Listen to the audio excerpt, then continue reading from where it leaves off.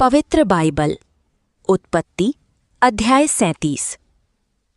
बहुत समय पहले कनान देश में याकूब नाम का एक व्यक्ति रहता था। उसके कई बेटे थे, लेकिन उनमें से एक बेटा यूसुफ उसे सबसे ज्यादा प्रिय था। यूसुफ उसके बुढ़ापे का बेटा था, इसलिए याकूब उसे खास प्यार करता था। उसने यूसुफ के लिए एक सुंदर रंग बिरंगा अंगरखा बनवाया। यही बात उसके भाइयों को खटकने लगी। उन्हें लगा कि उनके पिता उनसे कम प्यार करते हैं।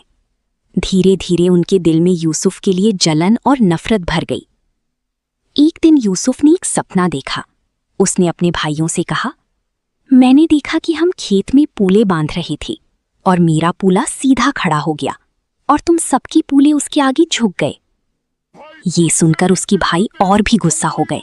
उन्हें लगा कि यूसुफ खुद को उनसे बड़ा समझता है। फिर यूसुफ ने एक और सपना बताया। मैंने देखा कि सूरज, चांद और 11 तारे मुझे दंडवत कर रहे हैं। अब तो उसके भाई उसे बिल्कुल भी पसंद नहीं करते थे। उनके दिल में ईर्ष्या और बढ़ गई। कुछ समय बाद उसके भाई भेड़ बकरियां चराने दूर शकेम गए। याकूब ने यूसुफ से कहा, जा अपने भाइयों का हाल लेकर आ। यूसुफ अपने भाइयों को ढूंढते हुए दोतान पहुंचा। जैसे ही भाइयों ने उसे दूर से आते देखा, उन्होंने एक भयानक योजना बनाई। वे बोले, आओ इसे मार डालें और किसी गड्ढे में फेंक दें।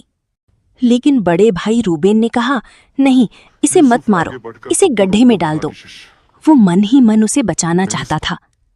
जब यूसुफ उनके पास पहुंचा, उन्होंने उसका रंग बिरंगा अंगरखा छीन लिया और उसे एक सूखे गड्ढे में डाल दिया। थोड़ी देर बाद वहां से कुछ व्यापारी गुजरे जो मिस्र जा रहे थे। तब यहूदा ने कहा, इसे मारने से क्या फायदा, आओ इसे बेच देते हैं। और उन्होंने अपने ही भाई यूसुफ को 20 चांदी के सिक्कों में बेच दिया। व्यापारी उसे मिस्र ले गए। उधर भाइयों ने यूसुफ का अंगरखा खून में भिगोकर अपने पिता को भेज दिया। याकूब ने उसे देखते ही रोते हुए कहा, मेरा बेटा किसी जंगली जानवर ने मार डाला। वो बहुत दिनों तक रोता रहा।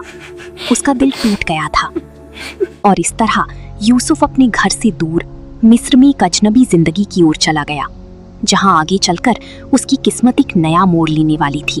तो कमेंट में लिख के बताओ आपको कहानी कैसी लगी और मेरे चैनल को सब्सक्राइब और लाइक करें। Thank you for watching videos.